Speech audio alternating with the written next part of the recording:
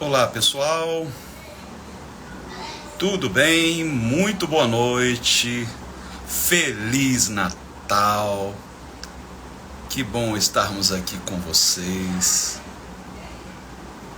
Eu não poderia deixar de dar uma passada aqui, rápida, não vai ser demorado, mas eu queria trazer uma breve reflexão. Como você sabe, todas as segundas-feiras a gente faz esta live, é uma tradição, né, que já remonta desde o início da pandemia, na verdade, e eu não quero de maneira alguma quebrar essa tradição. E eu gostaria de refletir um pouco com vocês acerca daquilo que se comemora hoje, o nascimento de Jesus, mas sob uma perspectiva que eu considero subversiva. Eu acho que esta é a palavra. Mas eu gostaria de contar com a divulgação, né? Vamos dar uma alavancada aqui na live, bastando para isso que você clique nesse aviãozinho que tem no rodapé da live, e quando aparecer para você a sua lista de contatos, sai clicando geral para que todos tenham a oportunidade de ingressar nessa transmissão. Não repare o cabelo, eu estou fora de casa, visitando aqui parentes, aí pedir licença à turma para poder estar aqui com vocês.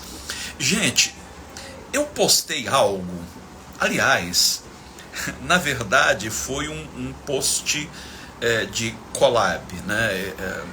Eu participei de uma entrevista, de um podcast, não faz muito tempo, e os organizadores desse podcast começaram a colocar os cortes, a publicar os cortes, e eu entrei como collab. Todos os cortes que eles publicam acabam sendo publicados também na minha timeline, e alguns deles deram o que falar. E eu gostaria de aproveitar isso e a ocasião do Natal para refletir sobre uma das coisas que eu afirmei ali. Jesus não fundou religião alguma. Eu vou repetir e eu gostaria que você prestasse muita atenção. Jesus não fundou religião alguma. Portanto, se considerarmos que o cristianismo é uma religião monoteísta, é uma das três grandes religiões abraâmicas, junto com o judaísmo e com o islamismo, logo eu terei que concluir que Jesus não é o fundador do cristianismo. Mas não me chame de herege ainda. Eu quero que você reflita. Depois, se quiser xingar, tem uma turma aí de quinta série que adora entrar de sola, xingando, esculhambando, desculpe aí a palavra chula, mas eu prefiro conclamá-los à reflexão. O que o nascimento de Jesus representa? Jesus nasceu judeu, viveu judeu e morreu judeu. E quando eu digo que Jesus era judeu, eu não me refiro apenas à etnia que ele pertencia. Muitos têm dito que Jesus era palestino. Num certo sentido, a região em que ele nasceu, Belém, hoje faz parte da região que os romanos chamaram de Palestina. Então, nesse sentido, Jesus era palestino. Mas a religião de Jesus era a religião dos seus pais. Jesus ia ao templo, Jesus frequentava sinagogas, participava das festas. Ele era um típico judeu e era um rabino judeu. Em momento algum ele propôs começar uma religião. O cristianismo surge no quarto século,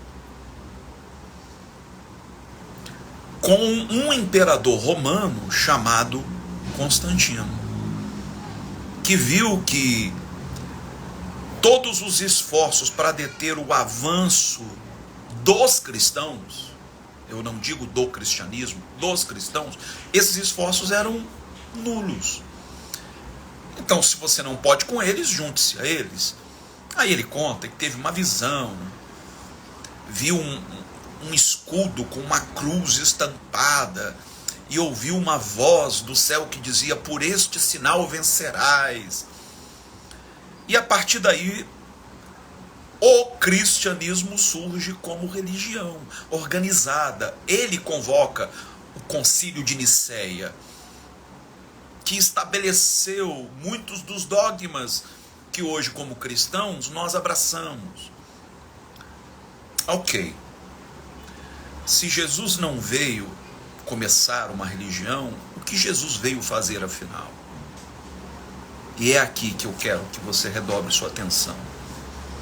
Jesus é o restart, o novo início. Por isso que o apóstolo São Paulo, ele chama Jesus de o segundo Adão. Uma vez que Adão, o Adão bíblico, represente o início da humanidade, Jesus representaria o início da nova humanidade. Aquela humanidade sonhada por Deus. E eu diria mais, considerando os estudos antropológicos, considerando que nós sejamos frutos de uma evolução capitaneada pelo próprio Deus, nós somos da espécie Homo sapiens. Mas temos uma história que remonta a milênios, milênios e milênios. Esta nossa espécie já esteve noutros estágios evolutivos. Nós temos até espécies com as quais temos parentesco, como os neandertais, por exemplo. Houve um momento em que a espécie humana deu um salto evolutivo, adquirindo a consciência que hoje temos enquanto espécie, desenvolvendo tecnologias, promovendo mudanças no seu habitat. Com a vinda de Cristo, com o nascimento de Jesus, Deus propõe à nossa espécie um novo salto. Nós somos os que os antropólogos chamam de Homo sapiens sapiens. Cristo nos conclama a dar um salto evolutivo rumo a uma consciência ampliada. Por isso que o chamado de Jesus, desde os primórdios do seu ministério, era: arrependei-vos. Esse arrependei-vos hoje tem conotação religiosa. Arrepender-se hoje significa sentir pesar pelos erros, ou simplesmente dar uma guinada de 180 graus. Mas o arrependei-vos de Jesus, no grego é metanoia, que significa expansão da consciência. Esta expansão da consciência é que nos torna aptos a olhar uns para os outros com um olhar diferenciado, um olhar de amor. É esta expansão de consciência é que faz com que os preconceitos que nos habitam sejam um por um destruídos. E numa mente ampliada, onde comporte Deus, uma concepção diferente de Deus, que Jesus trouxe quando nos ensinou a chamá-lo de Pai, de Abba no aramaico, paizinho ou painho, como dizem meus queridos irmãos baianos. Uma consciência que acolhe, que comporta Deus, acolhe e comporta todos os seres vivos. Uma consciência que comporta o Criador, abraça todas as criaturas.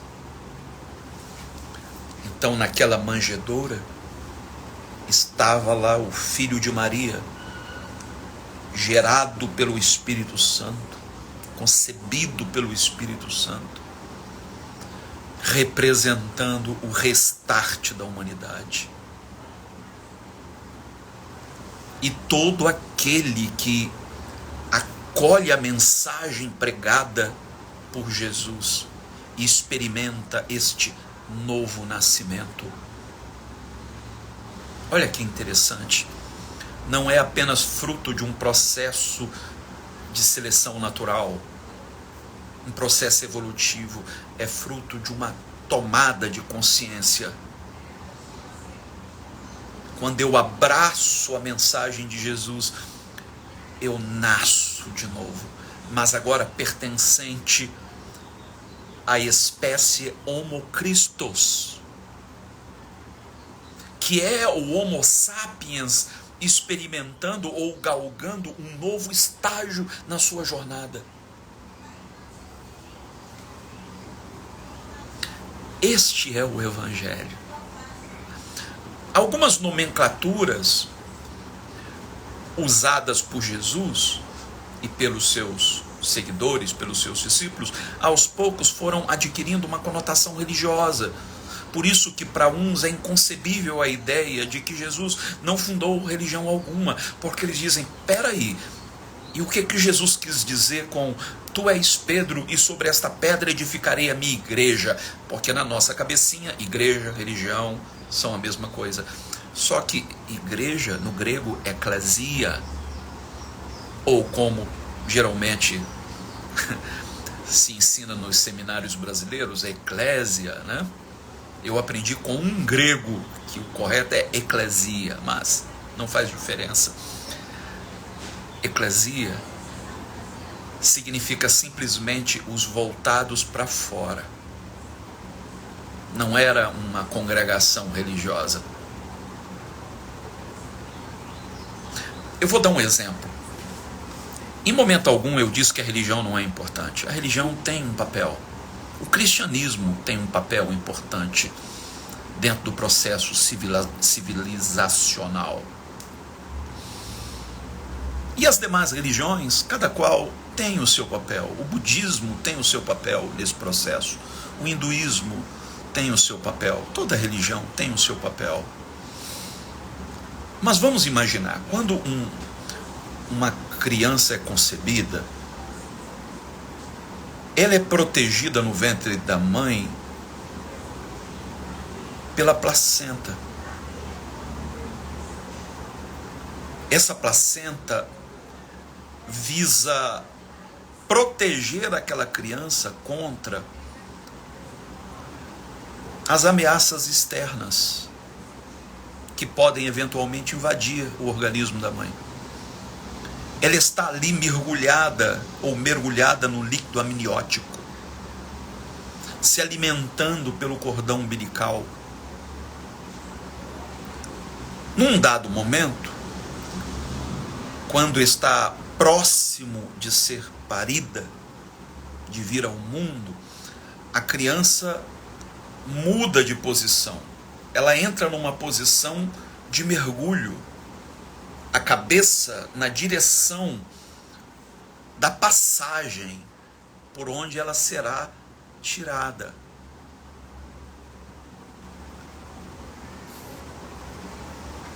Veja aonde é que eu quero chegar.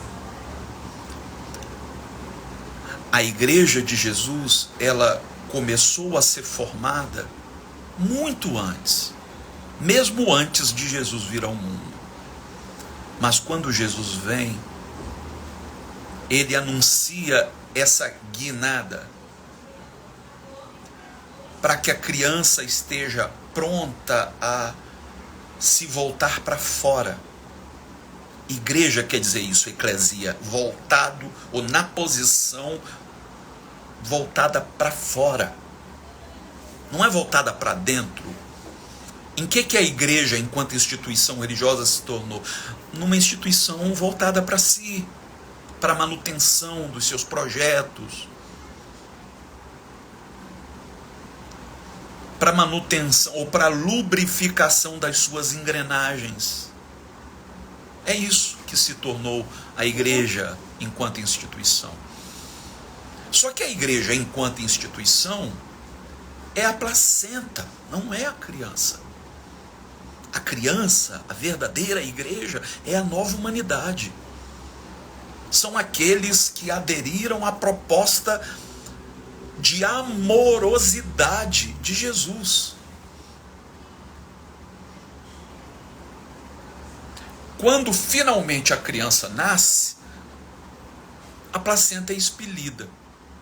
Imagine se a mãe resolvesse criar a placenta. Exigir do obstetra que a placenta fosse preservada, fosse colocada num berço, da mesma maneira em que foi a criança. O médico diria que aquela mãe está delirando, não é verdade? Pois é isso que nós temos feito. Nós estamos valorizando a placenta em vez da criança. Nós estamos valorizando a instituição religiosa em vez da nova humanidade. A placenta cumpriu seu papel, proteger a criança. Graças, por exemplo, à Igreja Católica, nós temos a Bíblia, porque ela preservou a Bíblia. Sabe de onde vinham boa parte dos copistas dos textos sagrados? Dos monastérios da Igreja Católica. Eu poderia mencionar outras instituições cristãs, como a Igreja Luterana, a Igreja Presbiteriana. Todas elas serviram como placenta. Tiveram e têm sua importância, mas todas têm prazo de validade. Quando a criança nasce, ela vai inicialmente para os braços da mãe, depois vai para o berço. A placenta vai para o lixo. E não vai me dizer que ingratidão com a placenta. Ela vai apodrecer. Ela tem prazo de validade. Isso significa que mesmo os ofícios ministeriais desempenhados dentro da instituição igreja estão fadados a se tornar obsoletos. Leia lá primeiro aos Coríntios capítulo 13 e você vai ver que, havendo profecia, cessarão. Tudo tem prazo de validade. Eu sou pastor, eu fui sagrado bispo com sucessão apostólica dentro da tradição anglicana.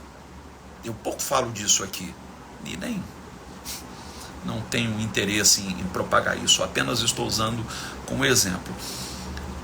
Eu tenho um documento que me permite chegar no Vaticano e pedir para ter uma audiência com o meu irmão Francisco. Eu tenho sucessão apostólica, eu sou um bispo. Não fui ordenado em qualquer lugar, eu fui sagrado bispo pelas mãos de bispos de tradição anglicana de 5 continentes. Mas eu sei que o meu ofício como bispo ou como pastor está fadado a ficar obsoleto. E graças a Deus por isso. Eu não vou carregar isso por toda a eternidade. Você quer ver a grande evidência de que a instituição igreja, está fadada a acabar? Você quer ver a evidência bíblica de que as religiões todas têm um papel importante, mas têm prazo de validade? Na visão descrita em Apocalipse, quando João vê a Nova Jerusalém, que é uma representação arquetípica da civilização do reino de Deus, erigida em torno do trono do seu amor. Isto é a Nova Jerusalém, não é nada literal como algumas pessoas acreditam. Tem gente que imagina a Nova Jerusalém descendo do céu, feito aquela nave do filme Independence Day. Pelo amor de Deus, gente. Aquilo é uma representação arquetípica. Tanto que diz que a Nova Jerusalém é a esposa de Cristo. Cristo não vai se casar com paredes e muros. Pelo amor de Deus. Então a Nova Jerusalém é a igreja. É a igreja enquanto civilização do reino de Deus. É a igreja enquanto nova humanidade, não enquanto instituição. A prova é que João diz lá em Apocalipse que não havia nela templo algum. É isso que o futuro nos reserva. É por isso que Bonhoeffer, para quem não conhece, Bonhoeffer foi um teólogo alemão que participou inclusive de uma conspiração contra Hitler. O Bonhoeffer dizia que ele cria num cristianismo secular. Ele acreditava que o evangelho deveria se despir de toda linguagem estritamente religiosa para que pudesse alcançar o homem comum, o ser humano comum, não religioso. A palavra evangelho hoje tem conotação religiosa, mas evangelho era uma palavra usada num ambiente secular.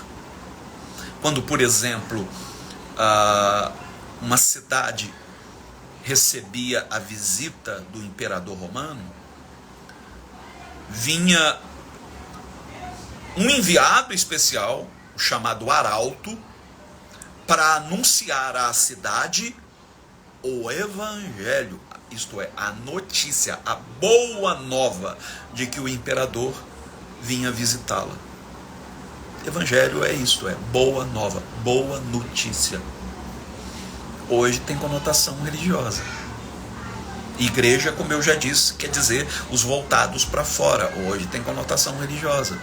Até nomenclaturas usadas na igreja primitiva, como presbíteros, bispos e diáconos, são nomenclaturas que eram usadas no ambiente secular. Bispo, por exemplo, quer dizer superintendente. Com o tempo, estas nomenclaturas foram tomando esta conotação religiosa. Então nós precisamos voltar ao projeto original de Jesus. O que Jesus pretendia era iniciar uma revolução de amor, sem derramamento de sangue. Era isso que Jesus pretendia. Mas quando o Império Romano tornou a religião cristã uma religião do Estado, o que era revolução foi aos poucos adestrado ou adestrada, se tornando numa religião como outra qualquer.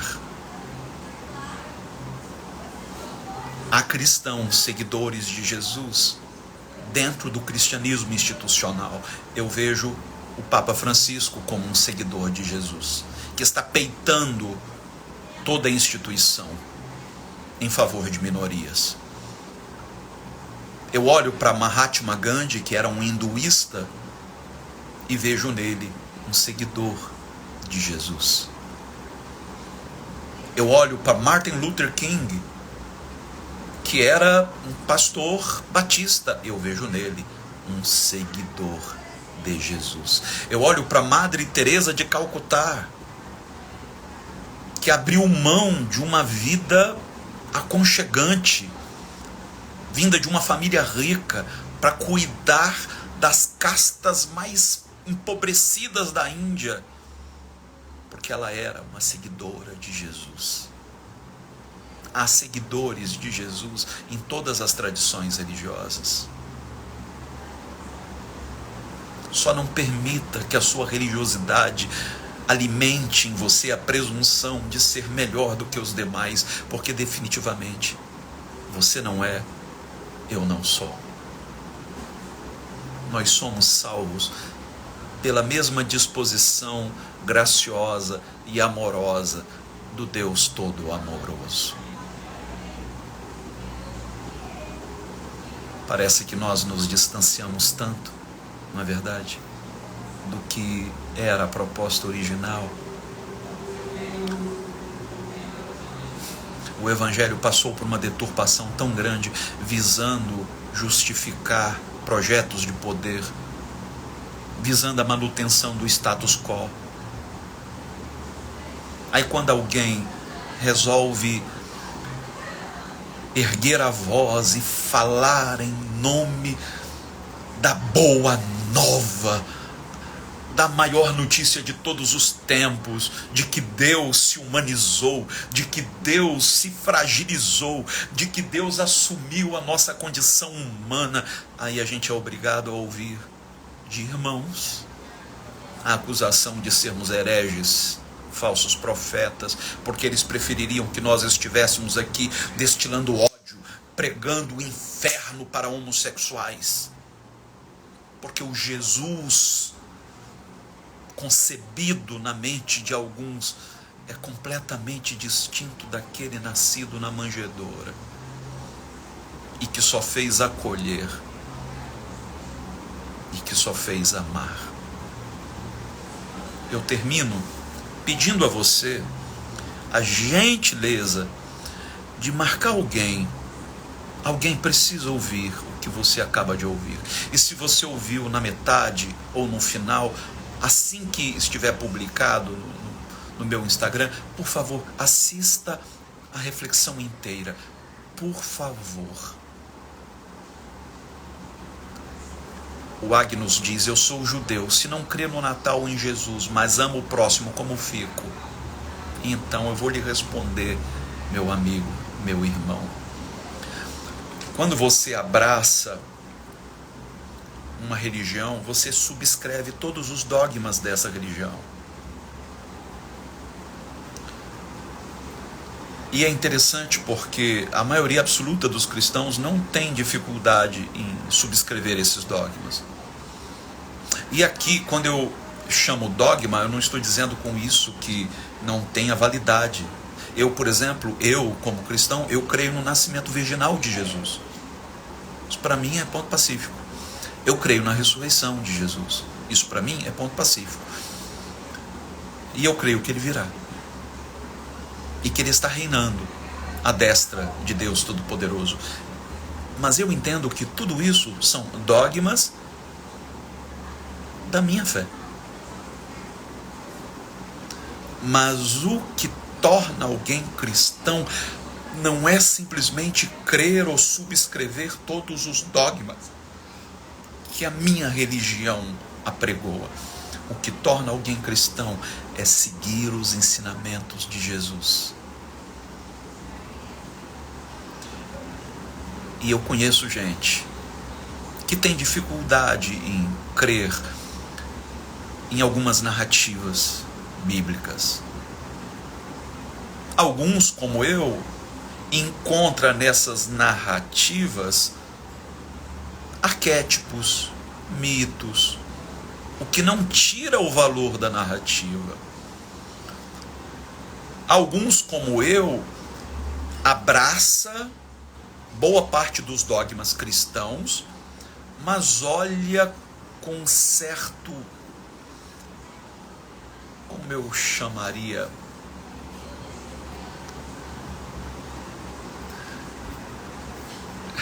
vou dar um exemplo aqui. A criação do mundo em 6 dias literais é um dogma religioso que eu não subscrevo. E isso não faz a menor diferença na minha fé.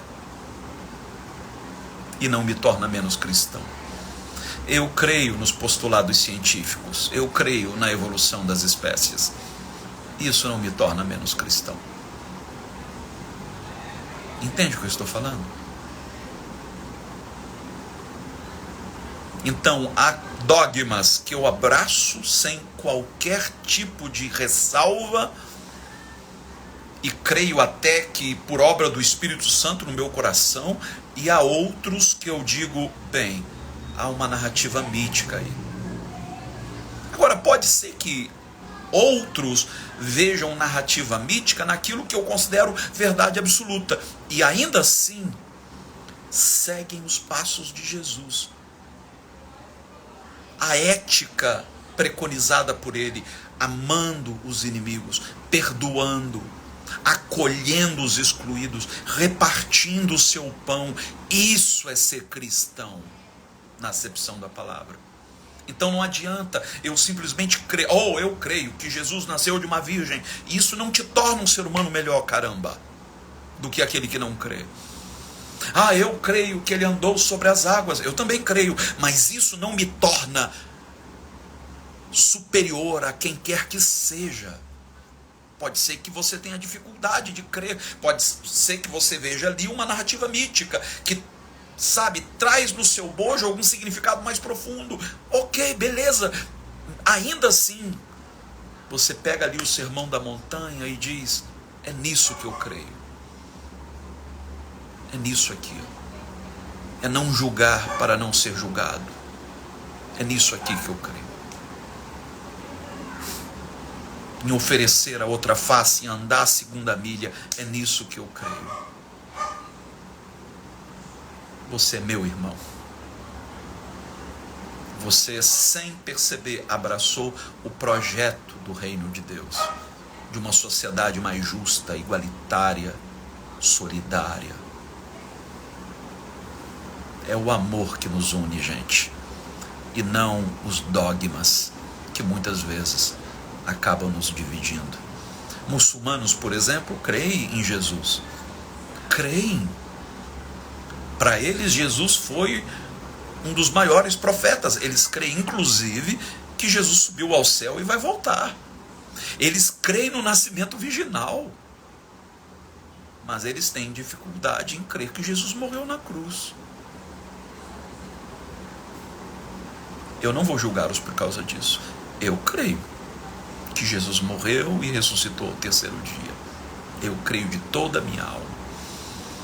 Mas não vou estabelecer isto como régua para dizer fulano é meu irmão, ciclano não, porque não subscreve os dogmas que eu subscrevo.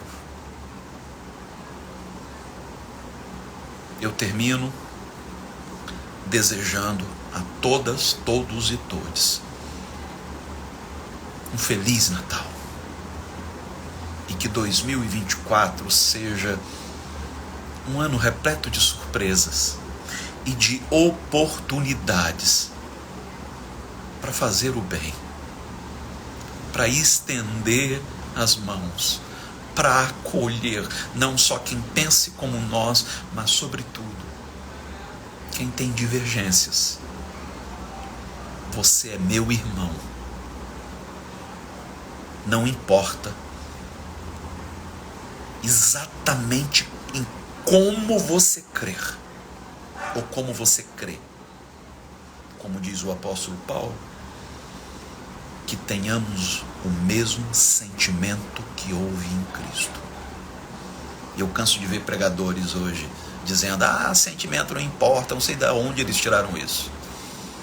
Pois o que importa para Deus é justamente termos o mesmo sentimento que houve em Cristo. Então, mesmo que não tenhamos as mesmas opiniões formadas sobre tudo, somos movidos pelo mesmo amor. Que o Senhor te abençoe, te guarde. Obrigado àqueles que contribuíram com os nossos projetos.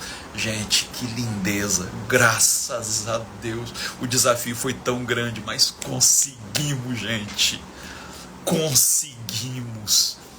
Conseguimos abençoar aquelas famílias no lixão através do projeto Gramachinhos. Conseguimos abençoar aquelas meninas lá em Moçambique através do projeto UME. Conseguimos abençoar as famílias do projeto Eu Escolhi Amar com a Reina, porque você contribuiu.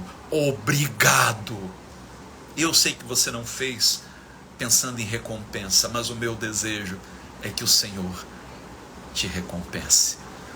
Assim que terminar a live, por favor, deixa o seu like novamente, deixa o seu comentário para que a plataforma entregue ao maior número de pessoas. Feliz Natal, gente! Deus abençoe a vocês. Amo vocês hoje e espero amá-los e hei de amá-los para sempre em Jesus.